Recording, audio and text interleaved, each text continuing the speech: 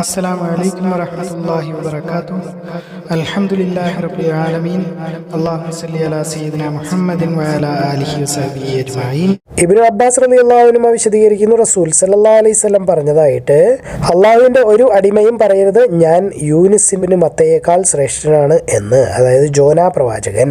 അതുകൊണ്ട് റസൂൽ സല്ലല്ലാഹു അലൈഹി വസല്ലം അദ്ദേഹത്തിന്റെ പിതാവിന്റെ പേരുകൂടി പറഞ്ഞു അദ്ദേഹത്തിന്റെ പേരിനോടൊപ്പം, അതായത് യൂനുസ് ഇബ്നു മത്തയുടെ മകൻ യൂനുസ്.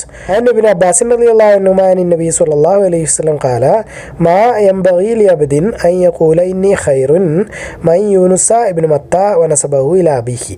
അബൂ ഹുറൈറ റളിയല്ലാഹു അൻഹു വിശദീകരിക്കുന്നു, ഒരിക്കൽ ഒരു യഹൂദി എന്തോ വിൽക്കുകയായിരുന്നു.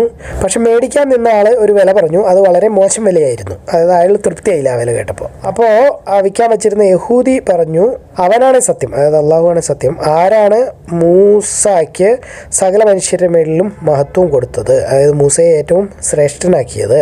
അത് കേട്ടപ്പോൾ ഒരു അൻസാരി ഉണ്ടായിരുന്നു. അൻസാരി എന്ന് പറഞ്ഞാൽ തന്നെ നാസർ, അതായത് അള്ളാഹുവിനെ സഹായിക്കുന്നവൻ അല്ലെങ്കിൽ റസൂലിനെ സഹായിക്കുന്നവൻ എന്നാണ് അൻസാരി എന്നുള്ള വാക്ക് അർത്ഥം തന്നെ. ആൾക്ക് അത് കേട്ടാൽ പിടിച്ചു നിൽക്കാൻ പറ്റില്ല. ചാടി എഴുന്നേറ്റ് മോന്തക്കിട്ട് ഒന്ന് കൊടുത്തു. നീ ഇങ്ങനെ പറയുന്നു, മൂസായ്ക്ക് സകല മനുഷ്യനേക്കാളും ശ്രേഷ്ഠത കൊടുത്ത അള്ളാഹു ആണ് സത്യമെന്ന്. മുഹമ്മദ് സല്ലല്ലാഹു അലൈഹി വസല്ലം എന്ന പ്രവാചകൻ ഞങ്ങളുടെ ഇടയിൽ ജീവിക്കുമ്പോൾ, അതായത് ഞങ്ങളുടെ കണക്കനുസരിച്ച് മുഹമ്മദ് സല്ലല്ലാഹു അലൈഹി വസല്ലം ആണ് വലിയ ആള് എന്ന്. അപ്പോൾ റസൂൽ സല്ലല്ലാഹു അലൈഹി വസല്ലമയുടെ അടുത്തേക്ക് യഹൂദി ചെന്നു. എന്നിട്ട് പറഞ്ഞു, അല്ലേ അബുൽ ഖാസിം, ഞാൻ നിങ്ങളുടെ സംരക്ഷണത്തിലും സുരക്ഷിതത്വത്തിലും ആണ്. അതായത് യഹൂദന്മാരും ക്രിസ്ത്യാനികളും മദീനയിൽ ജീവിക്കുന്നുണ്ടായിരുന്നു. അവരെല്ലാവരും ജിസിയ കൊടുത്തുകൊണ്ട് ഇസ്ലാമിക രാഷ്ട്രത്തിന്റെ ഭരണം സ്വീകരിച്ചുകൊണ്ട് അവിടെ അമുസ്ലിമായി ജീവിക്കുന്നവരാണ്. അപ്പോൾ അവർ പറയാണ്, ഞാൻ നിങ്ങൾക്ക് കരം തരുന്നുണ്ട്, അപ്പോൾ നിങ്ങൾ എൻ്റെ സംരക്ഷണം ഉറപ്പുവരുത്തണം. ഇന്ന ആൾക്ക് എന്നെ അടിക്കാൻ എന്ത് അധികാരമാണ് ഉള്ളത്? അപ്പോൾ റസൂൽ സല്ലല്ലാഹു അലൈഹി വസല്ലം അയാളോട് ചോദിച്ചു, നീ എന്തിനാ അവനെ മുഖത്തടിച്ചത്? അപ്പോൾ ആള് മുഴുവൻ കഥയും പറഞ്ഞു. റസൂൽ സല്ലല്ലാഹു അലൈഹി വസല്ലമയ്ക്ക് ദേഷ്യം വന്നു. അത് മുഖത്ത് വ്യക്തമായി കാണാമായിരുന്നു. അതായത് ഭയങ്കര ചുമന്ന് തുടുത്തിരിക്കുന്ന പോലത്തെ ഒരു മുഖം. എന്നിട്ട് അദ്ദേഹം പറഞ്ഞു, എനിക്ക് ഒരു പ്രവാചകനേക്കാളും ശ്രേഷ്ഠത കൽപ്പിക്കരുത്, അള്ളാഹുവിൻ്റെ പ്രവാചകന്മാരിൽ നിന്നുള്ള ഒറ്റ പ്രവാചകനേക്കാളും. അതായത് ഏത് പ്രവാചകനെ വേണമെങ്കിലും പറഞ്ഞോ, പക്ഷെ ഞാൻ ആ പ്രവാചകനേക്കാളും ശ്രേഷ്ഠനാണ് എന്ന് പറയരുത്. ഇത് റസൂലിന് നേരിട്ടുള്ള ഉത്തരവാണ്. കാരണം കുഴല് വിളിക്കുമ്പോൾ അല്ലെങ്കിൽ ഇസ്രാഫീൽ സൂർ എന്ന കുഴലിൽ ഊതുമ്പോൾ ഭൂമിയിലും ആകാശത്തിലും ഉള്ള എല്ലാവരും ബോധം കെട്ടു വീഴുകയും അള്ളാഹു ഉദ്ദേശിക്കുന്നവർ ഒഴികെ. എന്നിട്ട് വീണ്ടും രണ്ടാമത്തെ തവണ ആ കുഴൽ ഊതുമ്പോൾ ഞാനായിരിക്കും ആദ്യമായി ഉയർത്തെഴുന്നേൽപ്പിക്കപ്പെടുന്ന മനുഷ്യൻ. പക്ഷെ ഞാനപ്പോൾ മൂസയെ അള്ളാഹുവിൻ്റെ സിംഹാസനത്തിൽ പിടിച്ച് നിൽക്കുന്നു, അല്ലെങ്കിൽ അള്ളി പിടിച്ച് നിൽക്കുന്നതായി കാണും. എനിക്ക് അറിയില്ല മൂസ ബോധം കെട്ടിരുന്നോ ഇല്ലയോ എന്ന്.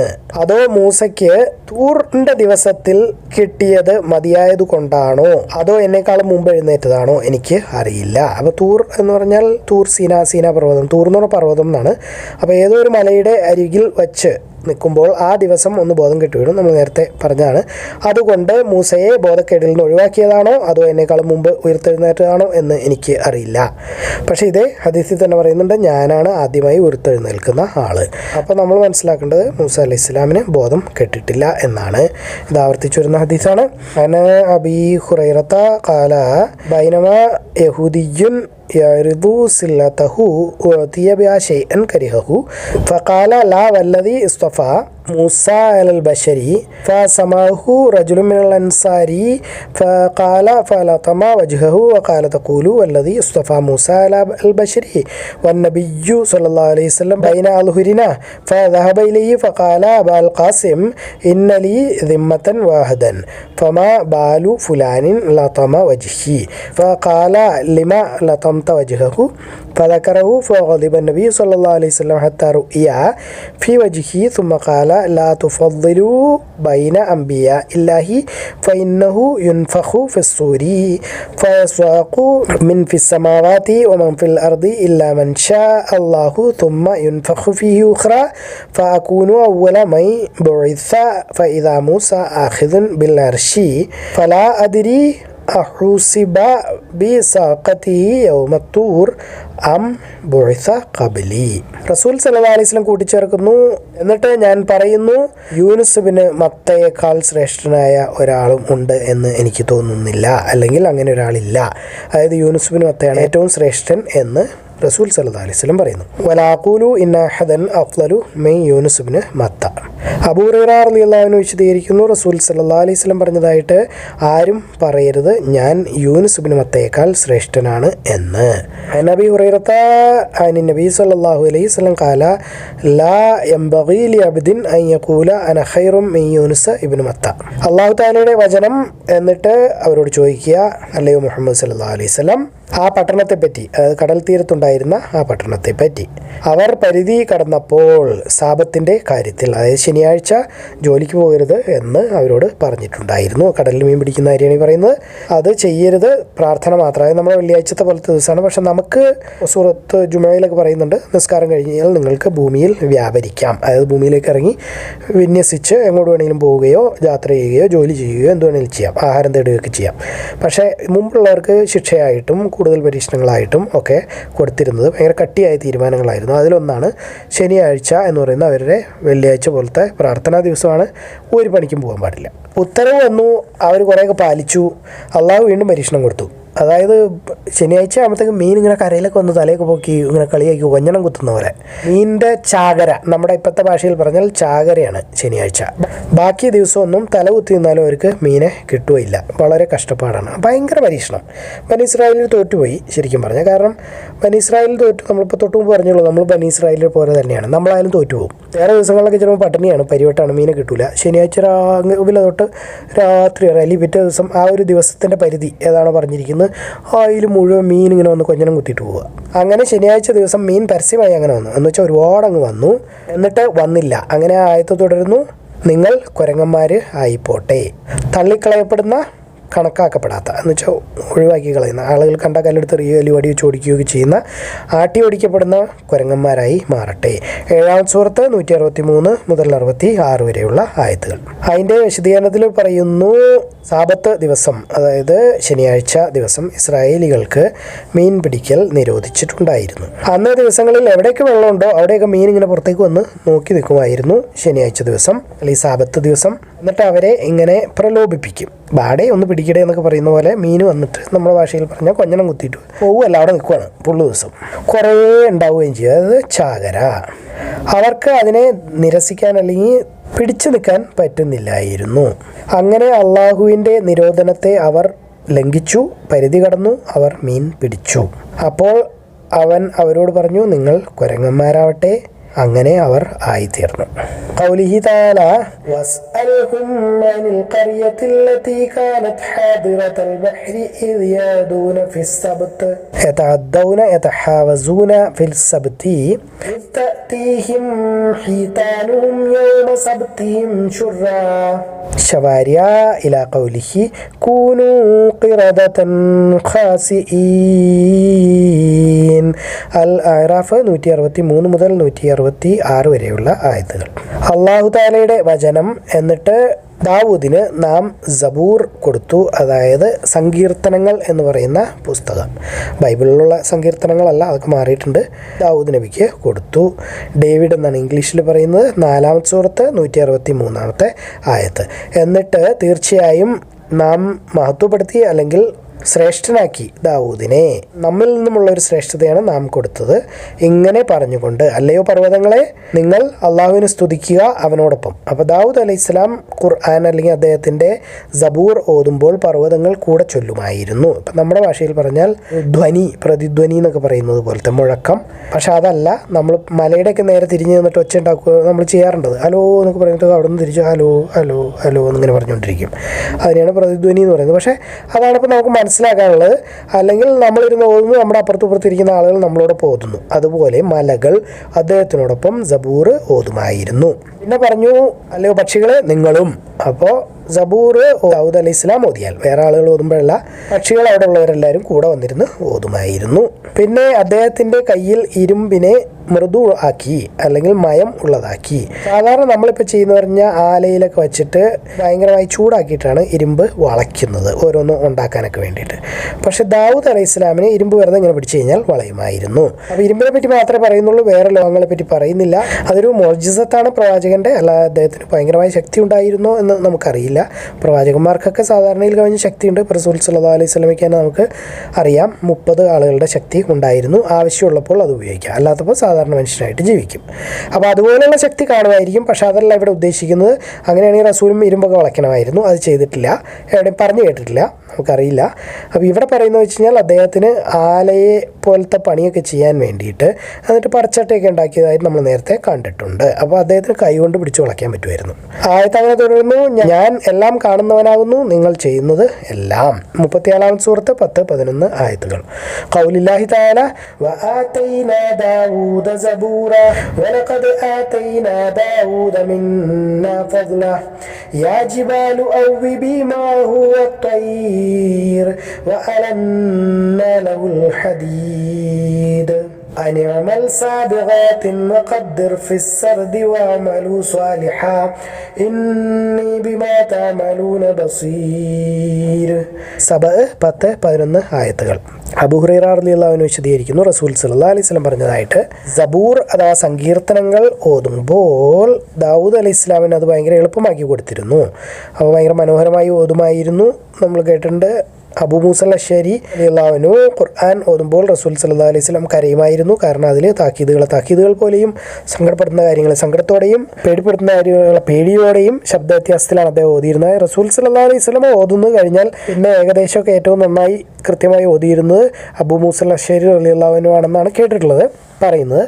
അപ്പോൾ റസൂൽ തന്നെ പറഞ്ഞിട്ടുണ്ട്, അബൂ മൂസ, നിനക്ക് ദാവൂദിൻ്റെ കുടുംബത്തിൽ നിന്നുള്ള ആലു ദാവൂദിൽ നിന്നുള്ള കുഴലുകളിൽ നിന്ന് അല്ലെങ്കിൽ ഓടക്കുഴലിൽ നിന്ന് ഒരു ഓടക്കുഴൽ കിട്ടിയിട്ടുണ്ട് എന്ന്. അപ്പോൾ അതിൻ്റെ അർത്ഥം ദാവൂദ് അലൈഹി ഇസ്ലാം ഭയങ്കര മനോഹരമായ ശബ്ദമായിരുന്നു. അപ്പോൾ ഒരുപാട് മനോഹരമായിരുന്നു. അതിൽ നിന്നുള്ള ഒരു ഓടക്കുഴൽ, കുറേ ഓടക്കുഴൽ കിട്ടിയിട്ടുണ്ടെന്നാണ് അദ്ദേഹത്തിന് പറയുന്നത്. അത് നല്ല ശബ്ദം. അതിൽ നിന്ന് ഓരോ ഓടക്കുഴൽ നിനക്ക് കിട്ടിയിട്ടുണ്ട്, അപ്പോൾ ഒരു ഇച്ചിരി നമുക്ക് കിട്ടിയിട്ടുണ്ട് എന്നാണ് റസൂല് പറഞ്ഞത്. അപ്പോൾ അതിൻ്റെ അർത്ഥം എന്ന് പറയുന്നത് ദാവൂദ് അലൈഹി ഇസ്ലാമിൻ്റെ ശബ്ദം ഭയങ്കര മനോഹരമായിരുന്നു. അദ്ദേഹത്തിന് സബൂർ ഓതാൻ ഭയങ്കര എളുപ്പമായിരുന്നു. ഓടിക്കാനുള്ള യാത്രയ്ക്ക് ഉപയോഗിക്കുന്ന മൃഗങ്ങളെ സാഡിൽ എന്ന് പറയുന്നത്, അതായത് കുതിരയുടെയൊക്കെ പുറത്ത് അല്ലെങ്കിൽ ആനയുടെയൊക്കെ പുറത്ത് ഹൗഡ എന്ന് പറയും. അദ്ദേഹത്തിന് അത്രമാത്രം എളുപ്പമായിരുന്നു എന്ന് പറഞ്ഞല്ലോ. അപ്പോൾ ആ സമയം അതിൻ്റെ പുറത്ത് സാഡിൽ വെച്ച് വയറിൻ്റെ അടിയിലൂടെയൊക്കെ 2 വള്ളിയൊക്കെ ഇട്ട് കെട്ടുമ്പോഴേക്കും അദ്ദേഹം സബൂർ ഓതി തീരുമായിരുന്നു.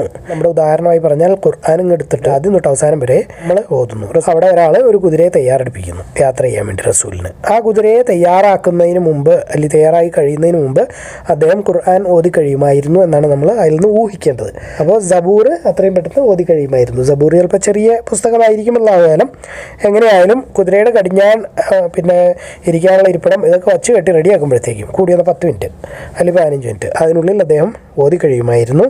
അതൊരു മുഅ്ജിസത്താണ്. ബാക്കിയുള്ളവർക്ക് അത് പറ്റുമായിരുന്നില്ല എന്നാണ് പറയുന്നത്. കാരണം അദ്ദേഹത്തിന് ദാവൂദ് അലൈഹി ഇസ്ലാമിന് സബൂർ ഓതുന്നത് ഭയങ്കര എളുപ്പമാക്കി കൊടുത്തിരുന്നു. അദ്ദേഹം സ്വന്തമായി വേല ചെയ്ത് ഉണ്ടാക്കുന്ന പൈസയിൽ നിന്നല്ലാതെ അദ്ദേഹം ഒന്നും കഴിക്കുമായിരുന്നില്ല. അപ്പോൾ ദാവൂദ് അലൈഹി ഇസ്ലാം എന്ന് പറയുന്ന രാജകൊട്ടാരത്തിൽ നിന്ന് വരട്ടെ ഒരു ചിക്കൻ ബിരിയാണി എന്നൊന്നും അല്ലായിരുന്നു. അദ്ദേഹം എന്തോ പണിക്കൊക്കെ പോകുമായിരുന്നു.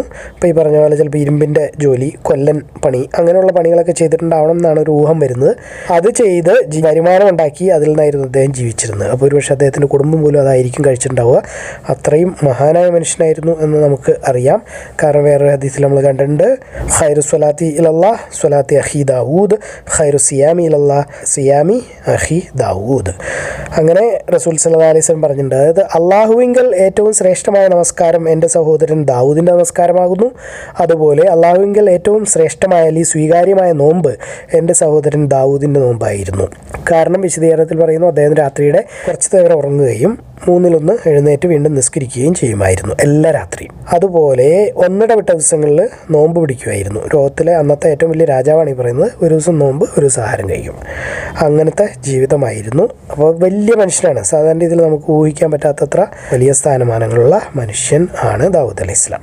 നബി ഹുറൈറ റളിയല്ലാഹു അൻഹു നബി സല്ലല്ലാഹു അലൈഹി വസല്ലം ഖാല ഖുഫഫ ദാവൂദ് അലൈഹി ഇസ്ലാം ഖുർആന ഫകാന യഅ്മുറു ബിദ്ദവാബിഹി ഫതുസ്റജു ഫയഖറഉൽ ഖുർആന ഖബ്ല അൻ തുസ്റജ ദവാബുഹു വലാ യഅകുലു ഇല്ലാ മിൻ അമലി യദിഹി. അബ്ദുല്ലാഹ് ഇബ്നു അംർ റളിയല്ലാഹു അൻഹു വിശദീകരിക്കുന്നു, അല്ലാഹുവിൻ്റെ റസൂൽ സല്ലല്ലാഹു അലൈഹി വസല്ലമയോട് അറിയിക്കപ്പെട്ടു, ഞാൻ ഇങ്ങനെ പറഞ്ഞതായിട്ട്, അള്ളാഹുവാണ്, ഞാൻ എല്ലാ ദിവസവും നോമ്പ് പിടിക്കും, എല്ലാ രാത്രികളിലും ഞാൻ നിസ്കരിക്കും, എത്ര കാലം ജീവിക്കുന്നു അത്രയും കാലം. അതായത് ഒറ്റ രാത്രി വിടാതെ രാത്രി മുഴുവൻ ഖിയാമുൽ ലൈൽ, പകൽ മുഴുവൻ നോമ്പ്.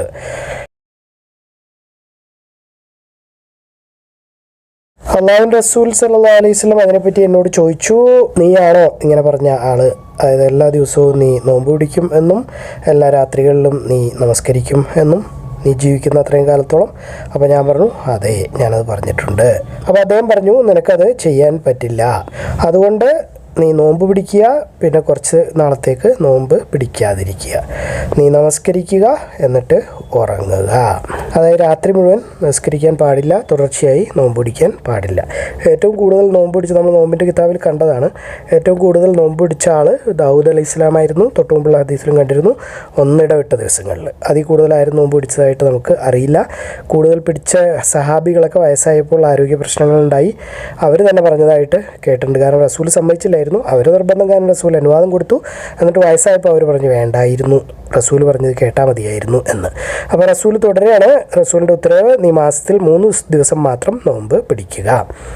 കാരണം നന്മയുടെ പ്രതിഫലം എന്ന് പറയുന്നത് 10 ഇരട്ടിയാകുന്നു. അതായത് നീ 3 ദിവസം നോമ്പ് പിടിച്ചാൽ അത് 30 ദിവസം അല്ലെങ്കിൽ ഒരു മാസം നോമ്പ് പിടിച്ചതിന് തുല്യമാകുന്നു.